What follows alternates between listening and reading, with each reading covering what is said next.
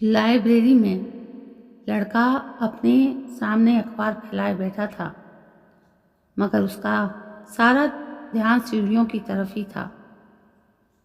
सीढ़ियों पर जैसे ही किसी के आने की आहट होती, वो चौकन्ना होकर उधर देखने लगता। उसे पूरी उम्मीद थी कि लड़की आएगी। दरअसल वो खुद ही तयशुदा वक्त से 15-20 मिनट पहले आ गया था। आज तो लड़की को हर हालत में आना ही था, क्योंकि वो नौकरी ज्वाइन करने दिल्ली जा रहा था। यूं इस कस्बे में उन दोनों की मुलाकातें ना के बराबर ही हो पाती थी। सारा दिन एक दूसरे के लिए तड़पते रहने के बावजूद वे 10-15 दिनों में एक आध बार बस 3-4 मिनट के लिए ही मिल पाते थे। इस छोटी सी मुलाकात के दौरान भी आमतौर पर उनमें आपस में कोई बात न हो पाती थी। उनकी बातचीत का माध्यम वे स्लिपें ही रह गई थी, जो एक दूसरे को लिखा करते थे। इन्हीं स्लिपों में वे अपनी सब भावनाएं, अपने सब दर्द उड़ेल दिया करते थे। इन्हीं स्लिपों में तय होती थी उनकी अगली मुलाकात की जगह और उसका वक्त। दरअसल छोटे से इस कस्बे में लड़के लड़की का आपस में बात करना इतना आसान नहीं था। बात तो कहीं ना कहीं की जा सकती थी, पर बात करने की खबर जंगल की आग की तरह पूरे कस्बे में फैलने लगती थी। कम उम्र के होने के बावजूद लड़के लड़की में इतनी समझ थी कि वे ना तो अपनी ओर से ना अपने घर वालों की बदनामी होने देना चाहते थे। इसलिए जब भी वे आपस में मिलते तो यही कोशिश करते कि बात ना की जाए।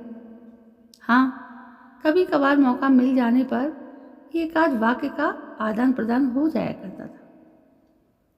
लड़का अखबार सामने रखे अपने आसपास बैठे लोगों पर भी नजर रखे था। यह ध्यान रखना भी बेहद जरूरी था कि उन लोगों में से उसकी जान पहचान का कोई ना हो। साथ ही इस बात का ख्याल भी रखना पड़ता था कि वहां बैठे किसी आदमी को उस पर यह शक ना हो जाए कि वो वहां अखबार पढ़ने के लिए नहीं, बल्कि किसी और इरादे से आया है। एक समस्या और भी थी। सामने की किताबों से भरी अलमारियों वाले कमरे में लाइब्रेरियन के अलावा कई लोग मौजूद होते थे। उस कमरे में लोगों का आना जाना भी लगा रहता था। लड़के लड़की की मुलाकात करीब 1 साल पहले एक टाइपिंग क्लास में हुई थी। लड़के ने बीए करने के बाद नौकरी पाने के लिए कोई इम्तिहान दिया था और फिर टाइपिंग सीखने के लिए इस क्लास में आने लगा था। यहाँ आना शुरू करने के दूसरे तीसरे दिन से ही उसने एक टाइपराइटर छोड़कर अगले टाइपराइटर पर टाइप करती लड़की पर ध्यान देना शुरू किया था। वो भी टाइप करने 2 से 3 बजे ही आया करती थी। हालांकि वो एक छोटे से कद की सांवली सी साधारण सी लड़की थी, पर ना जाने क्यों लड़के को वो बड़ी आकर्षक लगती थी। लगभग 1 महीने तक साथ साथ टाइप करने के बावजूद उनके बीच सिर्फ एक बार बात हुई थी, जब लड़की ने लड़के से अपना टाइपराइटर थोड़ा सा दूर तर खिसका लेने के लिए कहा था। यह बात जरूरी थी कि टाइप करने के दौरान लड़का लड़की की तरफ नजर उठाकर देख लिया करता था। इस तरह देखने के दौरान कभी कभी लड़की भी लड़के की ओर देख लेती थी। हालांकि लड़का बहुत चाहता था कि लड़की से बात की जाए, पर ऐसा करने की हिम्मत अपने में पाता नहीं था। अलबत्ता उसने क्लास के रजिस्टर से यह जानना जरूरी कर लिया कि लड़की का नाम सपना था। फिर अचानक लड़की टाइपिंग क्लास में दिखना बंद हो गई। 2-4 दिन तो लड़का यही सोचता रहा कि कहीं बाहर गई होगी या फिर बीमार होगी। मगर जब पूरे 1 सप्ताह तक लड़की की शक्ल दिखाई नहीं दी तो उसने क्लास के रजिस्टर के जरिए पता लगाया कि लड़की अब 4 से 5 के बीच वहां आती है। लड़के ने भी अपना वक्त बदलवाकर 4 से 5 करवा लिया। साथ ही अपना टाइपराइटर बदलवाकर लड़की के साथ वाला करवा लिया। अब वे दोनों पास पास बैठकर टाइप करते। तब धीरे धीरे उनमें बातों का सिलसिला शुरू हुआ। कस्बे के माहौल के हिसाब से कुछ ज़्यादा बात तो की नहीं जा सकती थी, मगर करीब 10-12 दिन बाद ही जब लड़के के एक दोस्त विपिन ने उससे पूछा कि लगता है टाँका फिट हो गया है, तो वो सन्न सा रह गया। अपने दोस्त की बात सुनकर लड़के को ये एकदम से समझ आ गया था कि इस स्थिति को और ज़्यादा खींचना ठीक नहीं है। उसने लड़की से बात करके अपना टाइपराइटर बदलवा लिया। अब वो उससे दूर बैठने लगा था। एक दूसरे से बात करने का एक नया तरीका उन्होंने ढूंढ लिया था। वे छोटी छोटी स्लिपों पर अपनी भावनाएं व्यक्त करते, उन्हें किताब के में रखकर एक दूसरे को पकड़ा देते। मगर किताब के अंदर रखकर स्लिप देने का तरीका 2-4 दिन ही चल पाया। जल्दी ही लड़के लड़की को ये भान हो गया कि हर रोज़ इस किताबों का आदान प्रदान करना ठीक नहीं। तब एक नया तरीका उन्होंने निकाला कि पेन में निब वगैरह निकाल कर उस जगह में स्लिप रखकर एक दूसरे को देने लगे। एक दूसरे तक ऐसा पेन पहुंचाना भी कोई आसान बात नहीं थी। इसके लिए किया यह जाता था कि टाइप करते करते दोनों में से कोई एक टाइप करने की सामग्री वाला कोई दूसरा गत्ता ढूंढते रहते और दूसरे के पास जाता और चुपचाप पेन वहाँ रख देता। लेकिन जल्दी ही लड़के को लगा कि उनके बीच उपजे संबंध की बात फैल रही है। ऐसा उसे तब लगा जब टाइप क्लास के मालिक ने उसे चेतावनी दी कि यहाँ ये सब नहीं चलेगा। तब लड़के ने लड़की से फिर बात की और अपना वक्त 5 से 6 बजे तक का करवा लिया।